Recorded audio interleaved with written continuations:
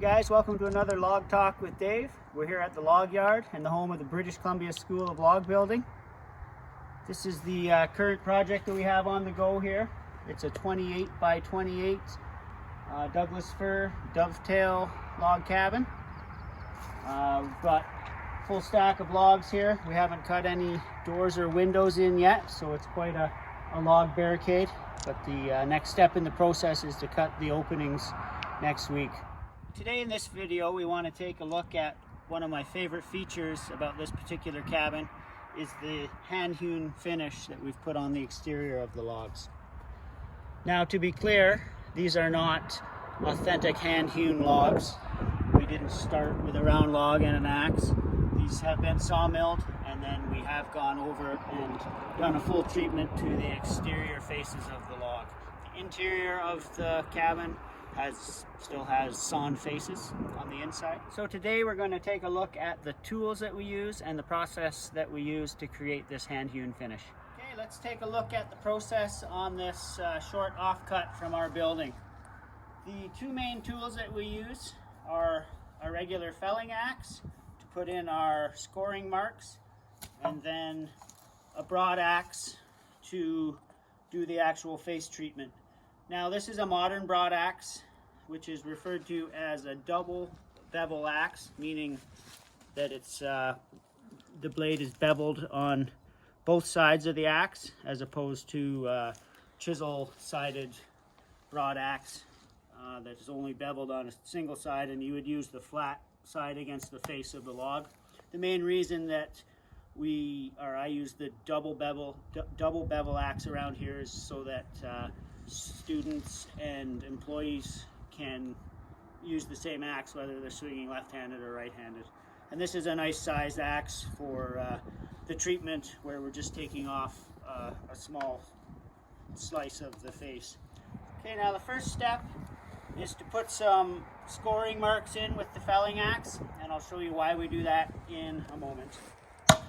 So I come in on an angle with the axe, and I want that angle to be going in such a way that it's coming in, and then this will be the direction that I'm coming back with my broad axe. So depending on which way you're going to be hewing with the broad axe, you will do your scoring marks appropriately.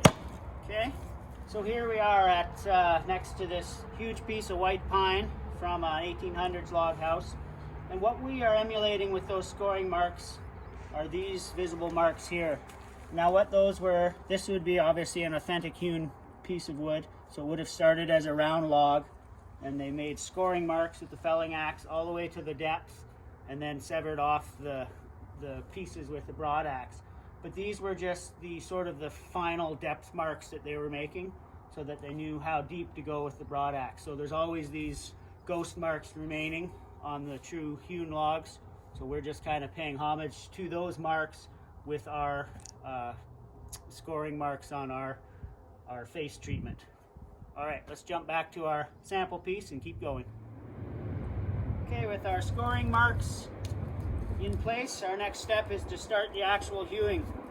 And when we're just doing the face treatment, all we're really doing is taking about an eighth's worth of wood off. And so as we pass across our scoring marks, the deep part will stay there.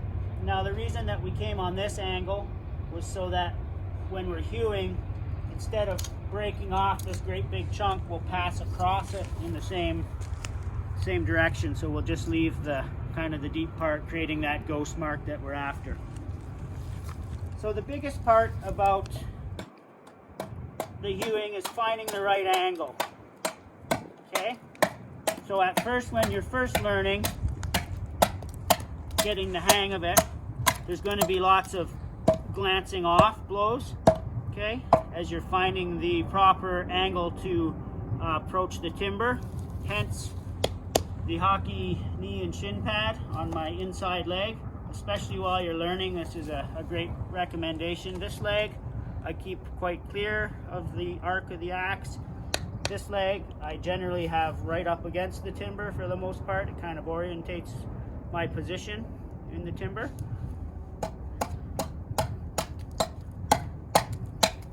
takes a few swings, and then you start to find your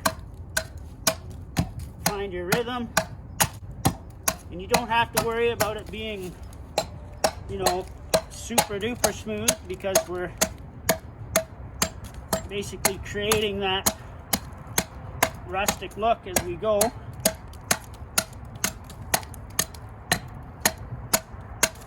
So I've passed my first score mark, and you can see I still have the sort of the depth representation of it remaining behind. Just want to give you a few tips on actually holding the axe. You want your inside hand, the knuckles that are closest to the timber will be your lower hand, furthest away from the head. So that kind of tells you which way you want to be swinging the axe, either left or right.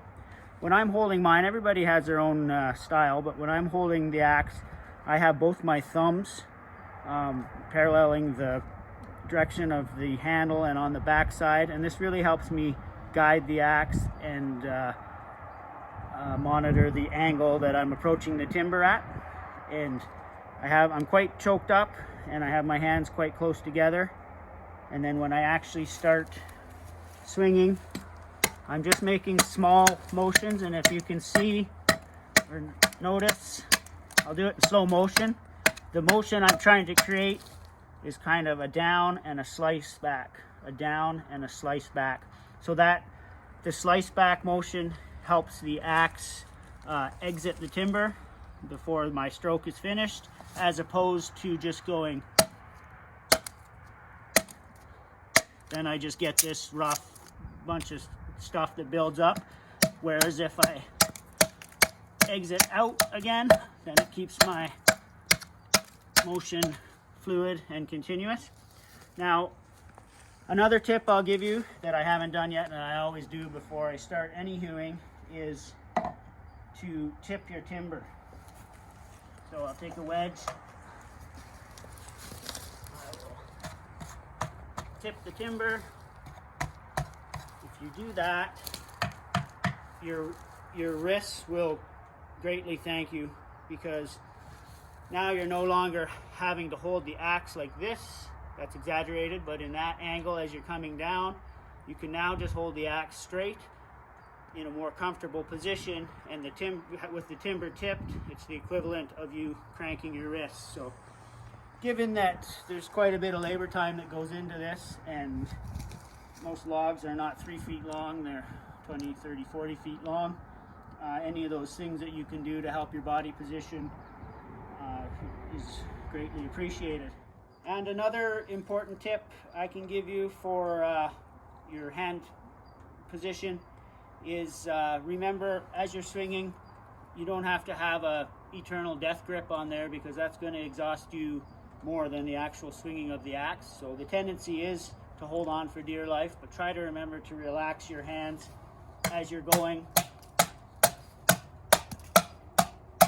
And the other thing, once you get in your rhythm, you're really not swinging the axe that hard. You're not chopping firewood. So it's not unthinkable to do this for hours on end. At first, you know, like anything, it takes time and practice to get your rhythm.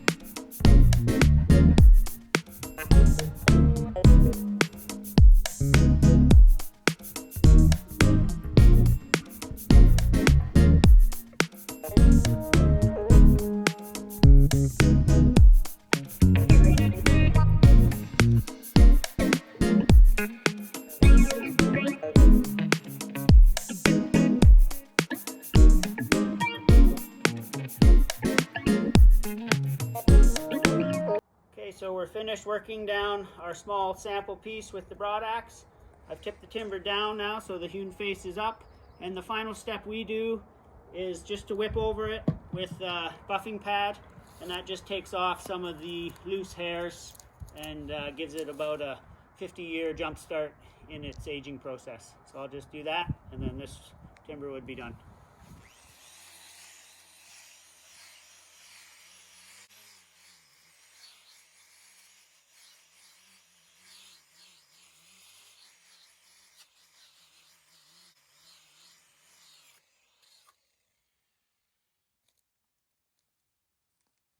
So there's our overview on how we create our hand-hewn face finish.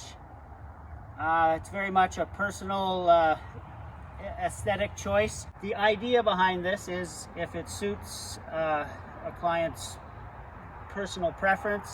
The thought is that there's more labor time up front to create this face finish, but from this point the cabin would just be left to naturally weather and gray over time, as opposed to starting a regular staining treatment program. Stay tuned for our next Log Talks with Dave, as we're going to do a multi-video series on hand hewing, traditional hand hewing, where we will turn a round log into a square timber with nothing but axes.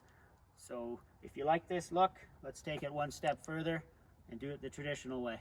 The British Columbia School of Log Building offers a full range of log building courses, including our new online dovetail program, which is a complete look at constructing a building similar to this. And if you like these Log Talks with Dave, subscribe to our YouTube channel.